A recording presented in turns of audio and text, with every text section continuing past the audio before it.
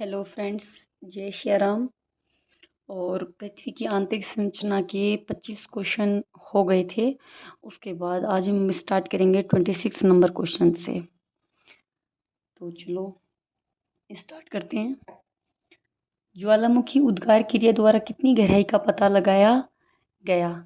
तो देखो, कल भी मैंने आपको एक बात बताई थी कि पृथ्वी की आंतरिक संरचना को दो स्रोतों में बांटा था, प्रत्यक्ष और अप्रत्यक्ष में। प्रत्यक्ष में था हमारा ज्वालामुखी, पृथ्वी की खुदाई से निकले हुए पदार्थ, ठीक है। और आर्कटिक महासागर से कोला प्रबंधन, तीन चीजें थी। कोला प्रबंधन 12 किलोमीटर तक ड्रिलिंग के द्वारा पता लगाया था, यानी कि 12 किलोमीटर तक ड्रिलिंग के द्वारा पता लगाया गया था।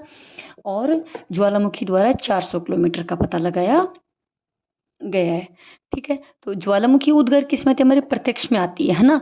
तो देखिए, क्वेश्चन कैसे भी आ सकता है। क्वेश्चन नॉर्मली ये भी आ सकता है कि प्रत्यक्ष और अप्रत्यक्ष कौन कौन से होते हैं, यानी कि प्रत्यक्ष स्रोत कौन से हैं और अप्रत्यक्ष स्रोत कौन से हैं। तो अप्रत्यक्ष जो स्रोत हैं वो है हमारे घनत्व, दाब, तापक्रम और भूकंप। और प्रत्यक्ष जो स्रोत है वो हमारे पृथ्वी की खुदाई से निकले हुए पदार्थ। केंद्र में भारी तत्व कौन कौन से होते हैं? फेरिक प्लस निकल। देखिए, केंद्र भारी होता है, ये बिल्कुल बताया था। केंद्र की प्रकृति ठोस होती है, ये भी बताया। लेकिन ठोस क्यों होती है? क्योंकि उसमें भारी तत्व होते हैं। कौन से होते हैं? फेरिक माने लोहा और निकिल, है ना। देखो, बात इसमें अप्रत्यक्ष स्रोत की भी आती है कि अप्रत्यक्ष स्रोत के कारण भारी हो सकता है, लेकिन ऐसा नहीं है। इस चीज़ को मान्य किया गया कि एक टाइम बाद में चाहे घनत्व कितना भी हो, लेकिन दबाव की एक अंतरिम सीमा होती है। इसलिए फेरिक और निकल के कारण इसको क्या बताया था? भारी बताया था। किसके कारण? फेरिक और निकल के कारण। चलो नेक्स्ट क्वेश्चन। तापमान बढ़ने की दर कितने किलोमीटर तक पाई जाती है? देखो, जब कल हमने पढ़ा था तापमान को, समझा था घनत्व, दाब और जब तापमान को पढ़ा था तो हमने कहा था कि भाई जो तापमान है वो क्या होता है, 32 डिग्री सेल्सियस बढ़ता है। 32 मीटर तक तो 1 डिग्री सेल्सियस बढ़ता है, लेकिन इसके बाद में जो तापमान की दर है वो क्या हो जाती है? कम हो जाती है। क्या हो जाती है? तापमान की यहाँ तक तो इतना बढ़ता है, लेकिन इसके बाद जो तापमान की दर कम हो जाती है। ये नहीं कहा कि तापमान ही खत्म हो जाता है, नहीं, तापमान की दर कम हो जाती है, ये कहा। लेकिन ये जो 32 मीटर पे 1 डिग्री सेल्सियस बढ़ने का सिलसिला कितने किलोमीटर तक चलता है? तो ये चलता है 8 किलोमीटर तक। क्वेश्चन आप समझ गए होंगे मेरे समझाने का मतलब क्या है, ठीक है। यानी कि तापमान बढ़ने की दर कितने किलोमीटर तक पाई जाती है? तो 8 किलोमीटर तक, ठीक है। तापमान 32 डिग्री सेल्सियस बढ़ता है 1 मीटर तक, और लेकिन उसके बाद दर कम हो जाती है। तो ये जो 32 डिग्री सेल्सियस का जो एवरेज बढ़ता है वो कितने तक? 8 किलोमीटर तक। आधुनिक मत के अनुसार पृथ्वी में कितनी परतें हैं? 3 परतें हैं। कौन कौन सी हैं? भूपट्टी, मेंटल प्रवार, मेंटल को ही प्रवार कहा जाता है, और तीसरी क्रोड और अंतरितम। चलो, पृथ्वी में पाई जाने वाली परतों के नाम लिखो। तो कौन सी हैं? भूपट्टी, प्रवार और क्रोड। उसके बाद क्रस्ट का ऊपरी व निचली परत क्रमश किसकी बनी हुई होती है? क्वेश्चन दो है, लेकिन हमने इसको एक में कर दिया। तो क्रस्ट की जो ऊपरी परत है वह ग्रेनाइट की बनी हुई होती है, और जो निचली परत है वह बेसाल्ट की बनी हुई होती है। ग्रेनाइट अम्लीय होता है, बेसाल्ट क्षारीय होता है, ठीक है। भूपृष्ठीय क्रस्ट का भाग कैसा है? ठीक है, देखो, जब हम भूपृष्ठीय इसको ऐसे करके समझते हैं तो ये होती है हमारी भूपृष्ठीय, ये होती है मेरी क्रोड। क्रोड की दूरी सबसे ज़्यादा होती है, और ये होता है अपना मेंटल प्रवार, और ये होता है अपना क्रोड। क्रोड सबसे भारी होता है, ठीक है। और क्रोड होती है 6371, यहाँ पे होता है 2900। इसकी मोटाई होती है 30 किलोमीटर, 0 से और 30 किलोमीटर। सारे क्वेश्चन एकदम इस टाइप से बनाए कि अगर वो सारणी आपके समझ में भी नहीं आई ना तो आप ढंग से समझ जाओगे, ठीक है। इस टाइप से है ये। तो भूपृष्ठीय क्रस्ट का भाग कैसे है? इनकी जो भूपृष्ठीय है, भूपृष्ठीय को दो भागों में बांटा है ना। तो भूपृष्ठीय की जो प्रकृति है वो कैसी है? तो भूपृष्ठीय की जो प्रकृति है वह कैसी है? ठोस है, ठीक है। क्रस्ट का ऊपरी और निचली भाग हो गया। भूपृष्ठीय क्रस्ट का भाग ठोस है। इस परत का औसत घनत्व, किस परत की बात कर रहे हैं अपन? भूपृष्ठीय क्रस्ट की। बात चीजें घूम फिर के वही चल रही हैं। हमने पहले पढ़ा था कि धरातल पर घनत्व कितना होता है, केंद्र पर कितना होता है, तो बात वो भी यही है।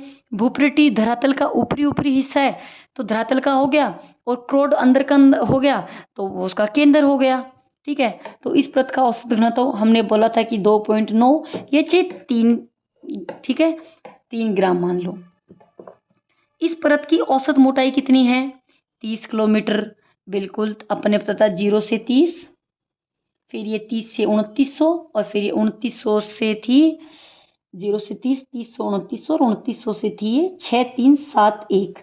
ठीक है, क्योंकि पृथ्वी का जो केंद्र होता है वो 6371 होता है। ठीक है, क्रोड है, क्रोड को भी 2 भागों में बांटा गया है, भूपट्टी को 2 भागों में बांटा गया है, और जो मेंटल और परिवार है उसको दुर्बलतम क्षेत्र, संक्रमण मंडल, 2-3 टाइप से उसको बांटा हुआ है, वो हम बाद में करेंगे। चलो, कोनार्ड आसंत परत किस हिस्से में है? तो देखिए, भूपट्टी का दूसरा नाम क्या है? क्रस्ट।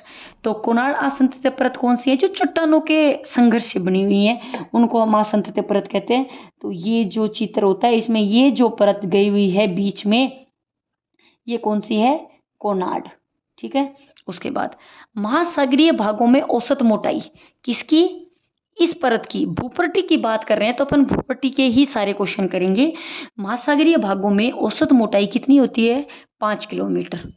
ओके, महाद्वीपीय भागों में औसत मोटाई कितनी है इसकी? 30 किलोमीटर। हिमालय क्षेत्र में औसत मोटाई कितनी है? 70 किलोमीटर। और भूपट्टी को कितने भागों में बांटा गया है? तो 2 भागों में बांटा गया है। ठीक है, कितने भागों में बांटा गया है? 2 भागों में बांटा गया। मैंने अभी पीछे आपको बताया था कि कितने भागों में? 2 भागों में बांटा गया है। पृथ्वी की सतह की सबसे ऊपरी परत कौन सी है? भूपट्टी। पृथ्वी की सबसे भारी परत को क्या कहते हैं? पपड़ी। सबसे कम दबाव कहाँ पे होता है? भूपट्टी पर। ठीक है, सबसे अधिक दबाव कहाँ होता है? क्रोड पर। पृथ्वी की भूपट्टी के जो प्रत्येक टुकड़े हैं उनको हम क्या कहेंगे? प्लेट कहेंगे। ठीक है, उसके बाद भूपट्टी पर द्रव्यमान प्रतिशत के रूप में कौन सा एक सर्वाधिक मात्रा में पाया जाता है? तो कौन सा पाया जाता है? ऑक्सीजन। पृथ्वी की खुदाई से निकला हुआ पदार्थ किस स्रोत में आता है? प्रत्यक्ष में। अप्रत्यक्ष में हमारे डीपीटी यानी कि घनत्व, दाब और तापक्रम। आर्कटिक महासागर में कोला प्रबंधन, बिल्कुल, जब हम बात करेंगे प्रत्यक्ष स्रोतों की तो उसमें मैंने आपको बताया था कि जब मतलब क्या हुआ था कि जब पृथ्वी के जो मतलब केंद्र है उसका पता लगाने की कोशिश की थी, तो आर्कटिक महासागर मतलब सबसे ऊंचा उनको लगा, तो वहाँ ने जो कोयला प्रायद्वीपीय क्षेत्र था वहाँ पे ड्रिलिंग की। ठीक है, और जब उन्हें वो ड्रिलिंग करने की कोशिश की ना, तो उस ड्रिलिंग से उनको पता लगा कि जो 12 किलोमीटर की दूरी तक ही, मतलब 12 किलोमीटर की गहराई तक ही पता लगा पा रहे थे, उससे अंदर ड्रिलिंग नहीं हो पा रही थी। तो फिर उन्होंने जो शूटिंग स्टार होते हैं, तो ये क्या, जब पृथ्वी पर टूट के गिरे तो फिर इनका पता लगाया कि जब ये पृथ्वी पर टूट कर गिर रहे हैं तो उनको वहाँ से उठाया, और जब उनको फोड़ा या उनको चेक किया तो लगा कि फिर उल्का पिंड और जो दोनों एक ही पदार्थ के बने हुए हैं, तो उन्होंने बोला है कि भाई जैसी इसकी आंतरिक संरचना है, अनुमान लगा सकते हैं कि पृथ्वी की आंतरिक संरचना भी वैसी ही होगी। ओके, तो हो गया बात ज्वालामुखी उद्गार से 400 किलोमीटर हमने पढ़ ही लिया था। संपूर्ण पृथ्वी के आयतन की यह परत कितनी है? संपूर्ण पृथ्वी का जो आयतन है उसमें से भूपट्टी जो परत है वह कितना प्रतिशत है? तो वह 0.5% है। कितना प्रतिशत है? 0.5% है। संपूर्ण द्रव्यमान की यह परत, आयतन तो 0.5% है, लेकिन संपूर्ण द्रव्यमान की यह परत कितनी हो गई? तो 0.2% हो गई। ऊपरी परत से किसका निर्माण होता है? महाद्वीपों का निर्माण होता है। किसका होता है? महाद्वीपों का होता है। और ऊपरी परत किससे बनी हुई होती है? तो ग्रेनाइट से बनी हुई होती है। और ग्रेनाइट की प्रकृति कैसी होती है? तो अम्लीय होती है। ठीक है, भूपट्टी की जो ऊपरी परत है उसमें किसकी अधिकता होती है? तो सिलिकॉन प्लस एल्यूमिनियम की अधिकता होती है। और विशाल चट्टानों का निर्माण किससे हुआ है? महासागरीय भागों से। देखिए, क्वेश्चन है, हम क्रस्ट को, हम एकदम से भूपट्टी को इजीली याद कर सकते हैं, लेकिन उसमें ऊपरी परत का निर्माण किससे हुआ है? तो महाद्वीपों से। बेसाल्टिका किससे हुआ है? महासागरीय से। महाद्वीपों की प्रकृति कैसी है और महासागरीय की प्रकृति कैसी है? ऊपरी परत में किसकी अधिकता है? निचली परत में किसकी अधिकता है? कितने इसको भागों में बांटा गया? इसकी ऊपरी परत पे दबाव कम है, निचली परत पे ज्यादा है। ऊपरी क्रस्ट और निचली क्रस्ट और मेंटल और परिवार का जो तीसरा हिस्सा है उसको अपन क्या कहेंगे? वो अपन नेक्स्ट में पढ़ेंगे। ठीक है, ये हो गए हमारे 25 क्वेश्चन, हमने कल पढ़ लिए थे। 25 क्वेश्चन की बात हमने आज की है। चलिए, इसमें कुछ और थोड़ा सा देखते हैं। देखिए, भूपट्टी के बारे में 2-4 चीजें और देख लेते हैं। ठीक है। बाकी नेक्स्ट क्वेश्चन होंगे हमारे 25, उनमें हम कवर कर लेंगे। ठीक है, देखिए मैं सबसे पहले आपको एक डायग्राम दिखा रही हूँ, है ना। आप उस डायग्राम को देख के और फिर जब ये भूप्रटी और क्रोड और भूप्रटी, मेंटल और क्रोड, इन तीनों को करेंगे तो बहुत इजीली आपके समझ में आ जाएगी। कभी कभार उसको समझने थोड़ा टफ होता है, इसीलिए ही मैंने खुद क्वेश्चन के रूप में इनको याद करने की कोशिश की है कि शायद ऐसे हम ज़्यादा बारीकी से चीज़ों को पढ़ पाएं। यानी कि ऊपर से हम स्टार्ट कर रहे हैं, ऊपरी पृष्ठ तो उतार लिया, ऊपरी पृष्ठ अब लिख लिया भाई, ऊपरी पृष्ठ पर घनत्व कितना है 2.7। फिर गए नीचे तो देखा सेकंड नंबर पे क्या आ रहा है भाई, एक लाइन सी बनी हुई आ रही है, देखो एक मिनट, ये देखो आप, मैंने तो इसको इसे ऐसे ही पढ़ा है कि भाई सबसे पहले मैंने सिर्फ भूपट्टी को देखा तो भूपट्टी ऊपर ही ऊपर है, ठीक है, तो 2.7 और 3.0 लिखा हुआ है। फिर देख ले निचली क्रस्ट, ये दोनों कैसे हैं, ठोस है, इन दोनों के बीच में कैसी परत है, कोनार्ड आसंतत्य परत। ऊपरी बनी हुई है ग्रेनाइट की, निचली बनी हुई है बेसाल्ट की। ठीक है, तो सबसे पहले इस क्रस्ट को ढंग से पढ़ लिया। इसकी मोटाई 0 से 30 किलोमीटर होगी, ऊपरी क्रस्ट निचली क्रस्ट, और दोनों क्रस्टों की प्रकृति कैसी है, ठोस। उसके बाद थोड़ी देर इसको छोड़ दो, उसके बाद मेंटल को उठाओ कि मेंटल क्या कह रहा है, उसके बाद में क्रोड को करो। खैर इतनी कोई टफ नहीं है, जिन्होंने पहले पढ़ रखी है उनके लिए तो अच्छी है, लेकिन क्या है कि हमने ज्योग्राफी अभी स्टार्ट ही की है 6-7 साल बाद में। इससे पहले कभी ज्योग्राफी को पढ़ा नहीं था, एमए ही किया था, और फिर उसके बाद में कभी मौका नहीं मिला फर्स्ट ग्रेड की तैयारी का, तो अभी स्टार्ट की है, तो इसलिए मुझे जैसे इजी लग रहा है, मैं तो वैसे समझने की कोशिश कर रही हूँ ना।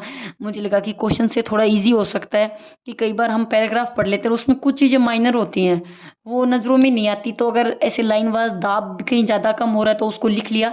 मैंने same as it is question वैसे ही उतारे, आप अपना पढ़ के फिर इनको पढ़ोगे तो शायद जिन्होंने पढ़ा है उनको थोड़ा समझ में आएगा, मेरे हिसाब से अच्छा भी लगेगा। मैं उम्मीद करूँगी कि ये वीडियो जहाँ तक भी जाए सब इसको लाइक शेयर एंड सब्सक्राइब करें, और आपको ये वीडियो बहुत अच्छा पसंद आएगा।